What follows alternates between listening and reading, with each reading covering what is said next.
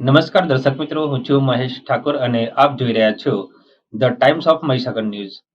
નજર કરીએ આજના મહત્વના સંતરામપુર નગરમાં આવેલ સત્યપ્રકાશ સોસાયટીમાં આરસીસી રોડ લાંબા સમયથી બિસ્માર હાલતમાં. આ રોડ 4 વર્ષથી બિસ્માર હાલતમાં જ છે, જે રોડના સળિયા બહાર નીકળી ગયેલ છે. આ બાબતે સ્થાનિક રહીશો દ્વારા વારંવાર લેખિત તેમજ મૌખિક રજૂઆત કરેલ છે, પણ આ પાલિકા તંત્ર રાજકીય કિન્નખોરીથી આ રોડનું કામ કરવામાં આવે છે અને ઊંડાઉ જવાબ મળે છે. આ રોડ પર આવતા જતા રહીશોને આ સળિયા પગમાં આવતા વાગે છે અને આ સળિયા ગંભીર ઈજા પહોંચાડે છે. સંતરામપુર નગરપાલિકાનું ગોરતંત્ર આ બાબતે કંઈક ધ્યાન આપવા તૈયાર નથી. આ સોસાયટી રાજ્યના કેબિનેટ મંત્રીની બાજુની જ સોસાયટી હોવા છતાં પાલિકા તંત્ર આંખ આડા કાન કરે છે. સ્થાનિક દ્વારા મંત્રીશ્રીને પણ રજૂઆત કરેલ છે, પણ પાલિકા દ્વારા કોઈ જ રજૂઆત સાંભળવામાં આવતી નથી. સંતરામપુર નગરપાલિકાના કોન્ટ્રાક્ટર દ્વારા આવા હલકી ગુણવત્તાના રોડ બનાવી કટકી કરે છે અને કોન્ટ્રાક્ટ માથાભારે હોવાથી પાલિકા તંત્ર પણ એની સામે મૌન સેવેલું જોવા મળે છે.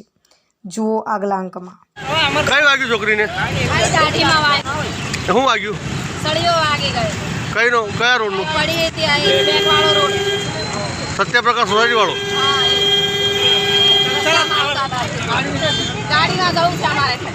આપના વિસ્તારના પડે પડના સમાચાર જોવા માટે અમારી channel the Times of Mahisagar ન્યૂઝને લાઇક, શેર અને સબસ્ક્રાઇબ કરો.